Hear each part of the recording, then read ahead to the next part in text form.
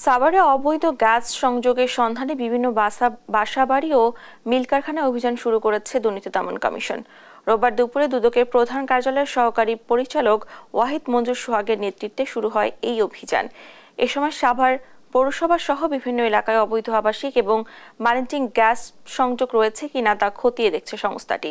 এর আগে দুদকের দলটি তিতাসের আঞ্চলিক বিপণন বিভাগে অভিযান চালায়।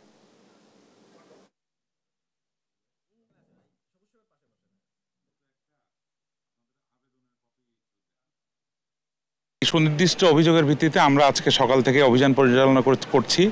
আমরা সকালে শুরুতেই তিতাস কার্যালয়ে গিয়েছিলাম সাভারের। সেখান থেকে আমরা প্রয়োজনীয় সংখ্যক রেকর্ডপত্র তাদের কাছে চেয়েছি, তারা সেগুলো আমাদেরকে সরবরাহ করবে। আমরা এখন তিতাসের টিমকে সাথে নিয়ে সাভার এলাকার বিভিন্ন বাসা বাড়ি এবং কারখানাতে আমরা অভিযান চালাচ্ছি।